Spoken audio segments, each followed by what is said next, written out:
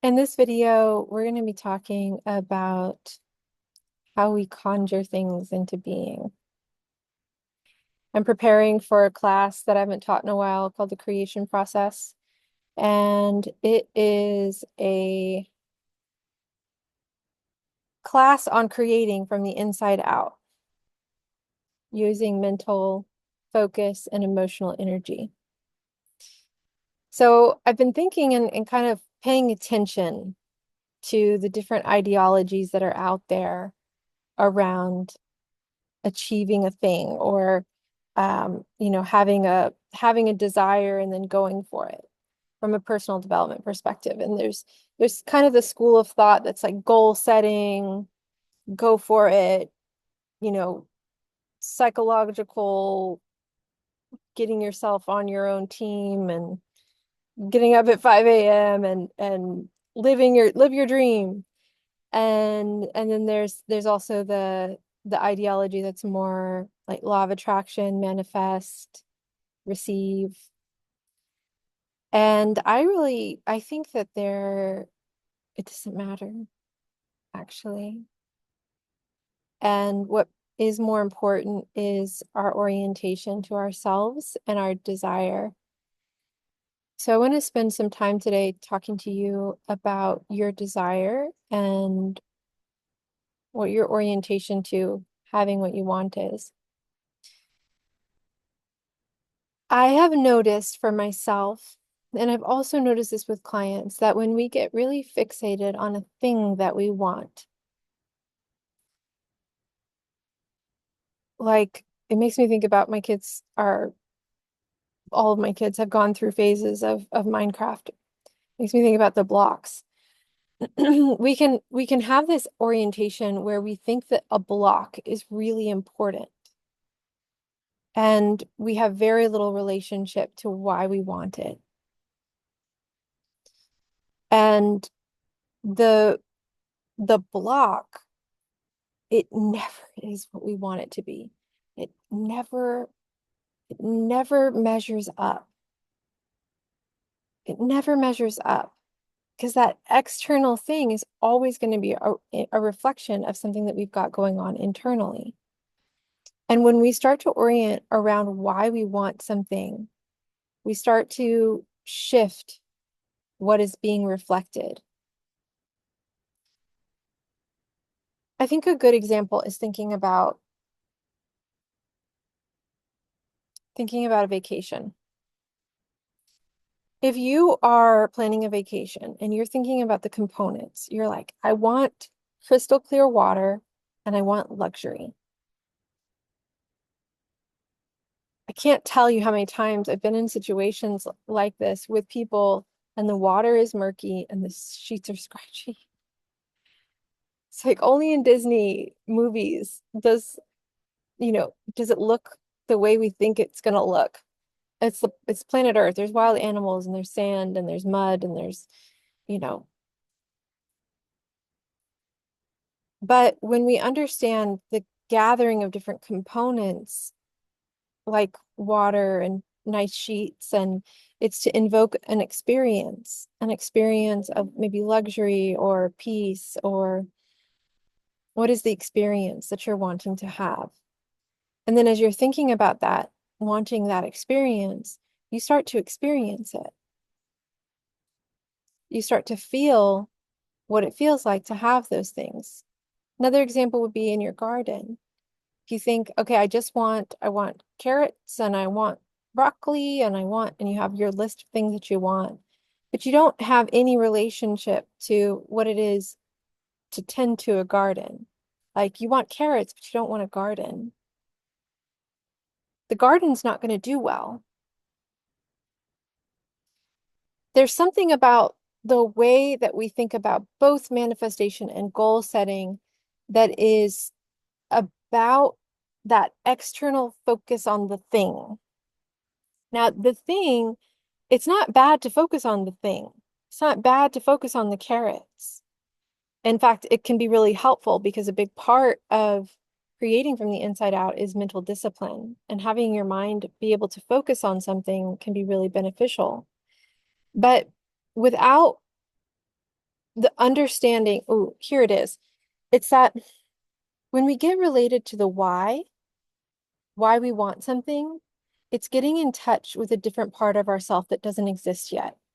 Because when we're gathering the different components of different things to create an experience, one of the things that we're gathering is ourselves. And the person that we are right now is not the same person that gets gathered. You're gathering that person. The person isn't gathered yet. But in that moment, when that person is gathered and all the other components are there, something new emerges. A garden is not something that you alone could generate. There are too many wildly variable conditions that are required, microorganisms and temperatures and humidity and seeds and the genetics of those seeds and the relationship between the plants and the soil and everybody involved is having a relationship. Every single plant has a relationship with every other plant, and every microorganism has a relationship with every other microorganism, and every microorganism has a relationship with every plant. You get where I'm going here. Same thing on the vacation. There's too many components. You can't, you try and isolate one and make a demand on that one, it just can't work.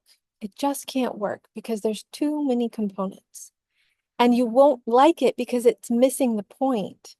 Because anytime we're wanting something, it's because we're wanting the evolution. We're wanting to be the version that has that. We're wanting the experience. Sometimes this is something that people like to say is that whenever you want something, it's because of how it will make you feel. I think that that's it's a little maybe two-dimensional. I think it's because of who you'll get to be, the experience that's now part of your life. So if you're thinking of a vacation and you know what you want the experience to be like, you want to feel at peace, you want to feel relaxed, you want to feel open-minded, you want to be delighted. And you gather the things, you gather the people and you gather the clothes and you go to the place, you choose the place that will also help you gather the things. And then what the actual experience is of that vacation is gonna be unique. It's gonna be its own invention. The moment invents itself. And if you're focused on whether or not the sheets were soft enough, you'll miss what actually happened, what actually got conjured. And the experience of conjuring in that way, of co-conjuring, of having an invocation that you participate in, and letting that invocation rise up in you and letting it work you and transform you, and then having a moment occur or an experience occur out of that is in alignment and in harmony and in an agreement with this desire that was started it all, that catalyzed it all. Oh my gosh, that is an ecstatic experience. That is the most glorious experience of being alive because it has it all. It has that personal power component, that recognition of our own intention, and that there's a rightness that when I want something, that I should be able to invoke it. I should, if I can imagine it, then why can't bring it to be? Of course I can. There's something that we deeply know in ourselves that we can, if we can imagine it, we can bring it to be. So it lets that come alive. It illuminates that part of the human soul. But then there's also this component of connection, that we're not alone, that we don't have to be alone, that we don't have to be alone in order to have the experience that we want, that the experience we want is really one that is beyond what we know we want, and that there's a glory in receiving beyond what we could conjure on our own, beyond what our desire invoked, beyond what our personal power could create. And yeah. And when we're focused on the block, we miss it. When we focus on how soft the sheets are, we miss it. When we focus on the carrots, we miss that. So this piece of desire is really, really important. But the desire, the invocation of desire is really a communion with yourself. It's a self-awareness. It's a relationship with yourself, or a relationship with something internal that that is the catalyst that starts to bring about your own transformation to ready you to be a component in co-creating what it is that you're wanting to experience. Now, if we're going to talk about all this, we're going to talk about the transformation that happens internally when we're wanting to create something, then we start to get into some hairy territory because we think about what we're accidentally already creating and all the components that are inside of us that are creating that don't necessarily have anything to do with what we we want. Things like our fears, our traumas, our projections, our judgments. All of these things also have creative power. They all have generative power.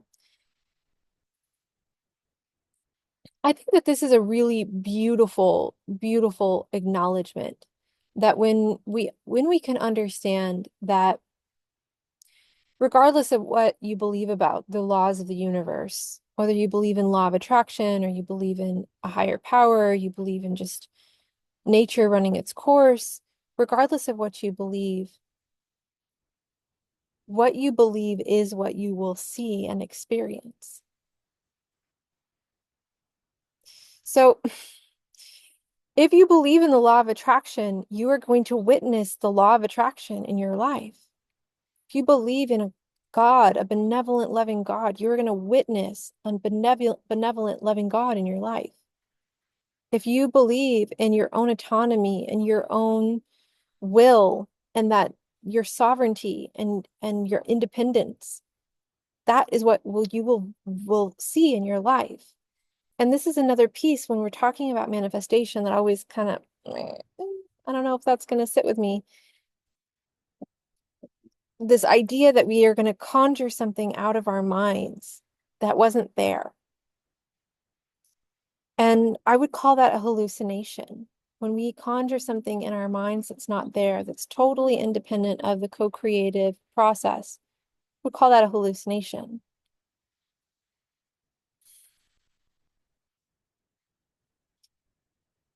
The other piece about this is that there's a lot of raw material that we're always working with. So it's not that often that we're really hallucinating. It's not that often that we're really totally making things up. My mom is schizophrenic and she hears voices, but there's always some little kernel of reality in it. There's something that has some basis to it. It has some truth to it. And it has to do with,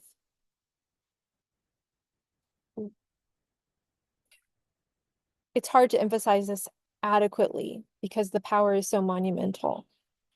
I don't believe that we conjure things out of nothing. I don't believe that as individual beings, without support of an entire universe and the life force, just in our own independent personal energy, that we conjure things. I think that what we do is way more powerful than that. I think that what we do is we eliminate that which we don't believe in and that which we can't tolerate emotionally. That we eliminate wealth that we don't believe in or that we can't tolerate emotionally. We eliminate love that we don't believe in or can't tolerate. And so what we're left with is whatever is here that's part of the network of co-created reality that is visible to us. And that's what we can interact with.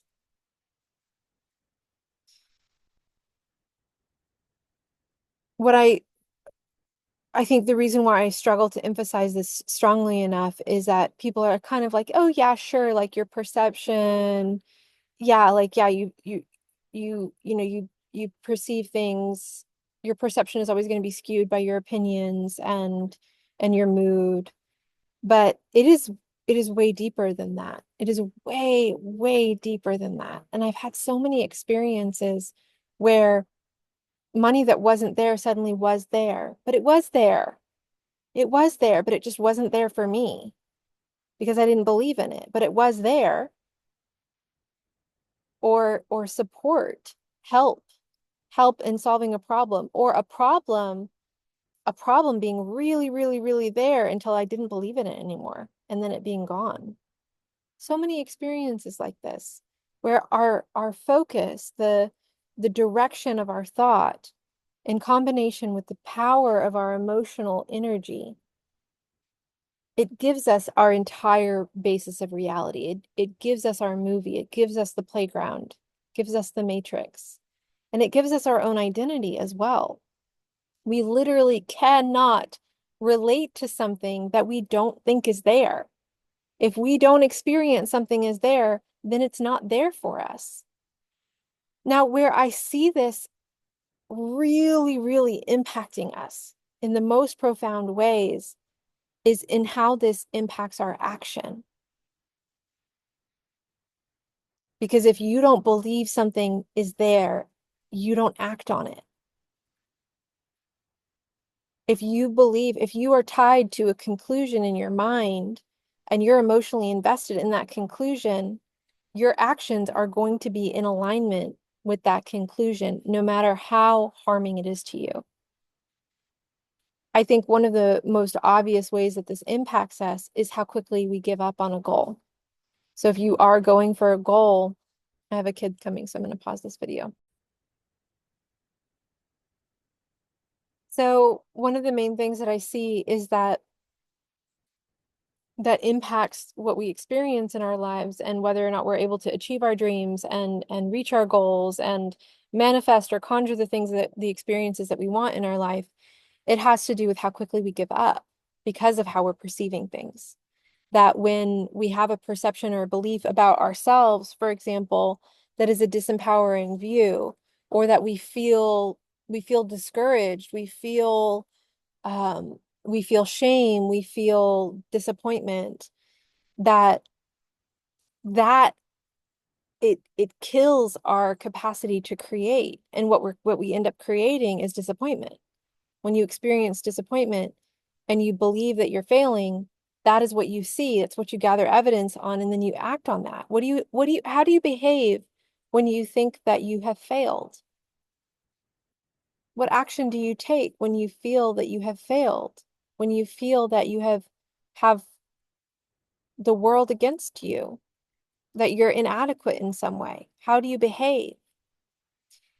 The reason why I think it's so important to bridge the gap between this idea of the goal setting and the action oriented moving toward your goals and the more maybe metaphysical, but to me it's emotional and psychological um, aspect, is that in the context where we understand that we aren't just blobs of energy popping things into existence, that we have physical energy, we have physical bodies, and the co-created network of everything that we experience together, it is moved by action, it's moved by words, it's moved by conversations. Things change through the motion, and that's a joy. That's part of the lesson that we're engaged in here. But the way that we do that, the way that we engage in our actions, is wildly different dependent on where we're coming from an emotional place and from a belief place. So when we're going through the creation process in this class, the first place that we start is on the why. Why do you want what you want? What do you want, and why do you want what you want? And then we're fine-tuning beliefs and emotions to getting that in congruence. And then we're looking at action and understanding that this is cyclical, that over and over again, we're going to be going back because we didn't get what we wanted. The vacation didn't have the perfect water, and it didn't have the perfect sheets, that the garden, the carrots were a little puny, whatever it is, that there's always little pieces that fall short. And when those pieces fall short, we have an opportunity to feel like failures. We have opportunity to gather evidence for whatever crazy thoughts we have about our own inadequacy or the dangerousness of the world. Every time something falls short. And then every time we also have the opportunity to revel in what actually occurred. We get to revel in the vacation that we vacationed and the garden that actually grew versus the one that was in our head that didn't grow. And that process, like I said, it's cyclical. It's cyclical, but it's also almost like a spiral in that our experience expands as we go through that process over and over again. And more of the time, instead of it being like, I'm over here and I want to be over here, because over here is better than over here. We just kind of walk that line to getting over here. Instead of it being about that, we start to revel in the experience of being alive even when we're over here. Okay, I'm not on the vacation yet, but I'm still alive. I don't have the garden yet, but look at this soil. You ever had a soil in your hands that looked so good that you wanted to eat it? Anybody who's been in class with me knows I have a thing about soil. I love soil. So that's really when our life changes. That's really when we get this kind of momentum where it isn't about like, oh, I just need more money, or I just need a job shift, or I just need to get out of this town, or I just need to find a different relationship, or I just need to deal with this anxiety, or I just need to this one little block. Instead of that, it starts to be like, oh, I love my life. I love being alive. I like myself. I'm enjoying this moment. It's nice to be here on this planet, and it's fun to create new things. And this can translate. This is some next level shit that I'm about to say here, but this experience can translate even to when you're in the thick of the trauma. When you have this resilient, when you have this practice down in such a way that it has power and grit, it's not just a vision board. It's woven into how you relate to yourself and how you relate to life. And you have that kind of sovereignty and power in how you move towards your own co-created, co-conjured experience. Then even when you're dealing with death, even when you're dealing with heartbreak, even when you're dealing with the most brutal things that exist on this planet, you have a bird's eye view on it, or we say in class sometimes a God's eye view on it. You have broader perspective because you know that point A to point B so well that it has taken on a new meaning.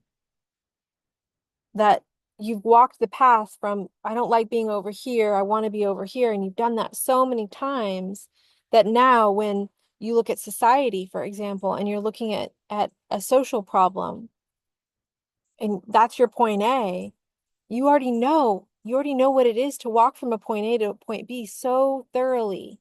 And you know the expansion that's there. You know the beauty that's in that. You know that your ideas of how bad this is and how good this is are all very made up.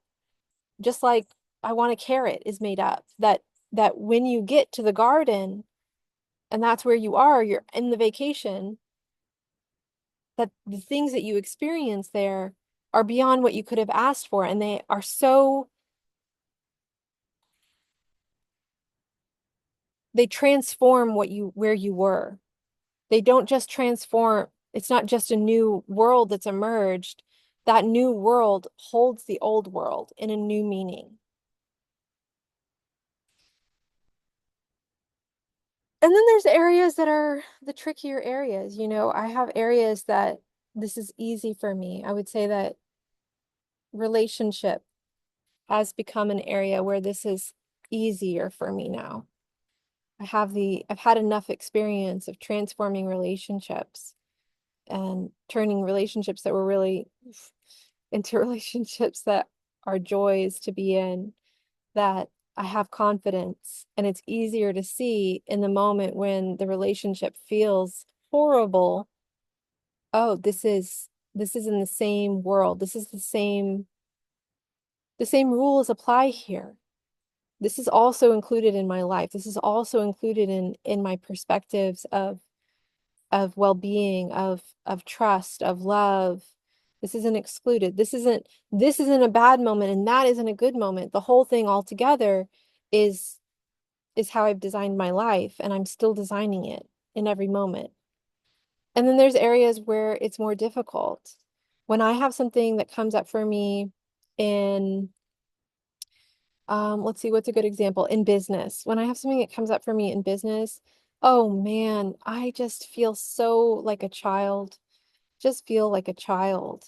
But I'm starting to be able to borrow the confidence that I have in relationship and utilize that confidence in business. Because what I know is that if it's true, it's true. It's true across the board. If it's true ever, it's true always. For these deeper currents that we're working with.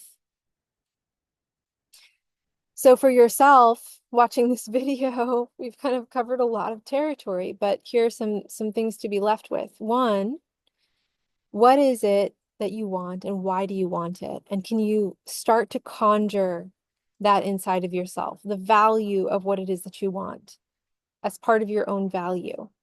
That you want something because it's part of who you are, and all of that has value. Start to build that relationship with what you want, with the part of you that wants it, and let that development start to work. And then can you watch your thoughts and feelings and be honest about what you allow and what you disallow, given what you say is possible and what you say isn't possible, and what you're emotionally ready for and what you're not emotionally ready for. If you can't be happy right now, for example, if you can't find happiness, if you search in every single direction and you can't conjure happiness right now, you can't conjure it with the thing that you want either. That's what I mean by emotional readiness. If you're not able to feel the feeling that you think the thing will give you, you won't feel the thing. You won't feel that emotion when you get the thing. And probably you won't get that thing because you believe those two things are tied. They're not necessarily tied. If you believed, for example, if you believed that if you had 10,000 more dollars in your bank account than you have right now, or a million more dollars, you pick a number that means something to you. If you believed that would make you happy, but you don't have the capacity for happiness, how can you have that thing in your life? It would break something in your psyche to have that thing and not feel happiness. Now you could loosen that belief and say, okay, yeah, like maybe I could have the $10,000 or the $1,000,000 and still not be happy. And then you could have the $1,000,000 and not be happy. You could conjure it. You don't have to be happy to get the thing that you want. But if you have the belief, you believe that the emotion and the thing are tied to each other, they will be tied to each other. And you'll only get what you're emotionally ready for. So, what do you want? Why do you want it? Develop your relationship with that. Get some emotional honesty and some honesty with your thoughts. What are you actually available for? And then what kind of action are you taking? Are you in action in alignment with what it is that you believe, in alignment with what you feel? What do your actions tell you about what you think and feel? Are your actions the actions of somebody who is hopeless? Are your actions the actions of somebody who knows that they can have what they want and believes it with all their heart and is ready for it? What is your relationship to it when it fails? Can you include your failures in your beliefs of having what it is that you want? And then the last thing, this is the graduate level stuff, is what do you exclude from this process? What do you believe can't be worked through emotionally and mentally? Maybe it's your health. Maybe it's for you, it is relationships. I know a lot of people, it is relationships because it involves another person. For some people, it might be social stuff, it might be the economy. What is excluded? What is it that you think you can't have power in this area with your thoughts and your feelings. And can you challenge that? Can you borrow the confidence that you have from one part of your life where you have a lot of power and you've proven to yourself that you can get your desire, your thoughts and feelings in alignment with your desire, take consistent action and create new things. And then the last thing is like, what right now in your present moment reality, what has been conjured already?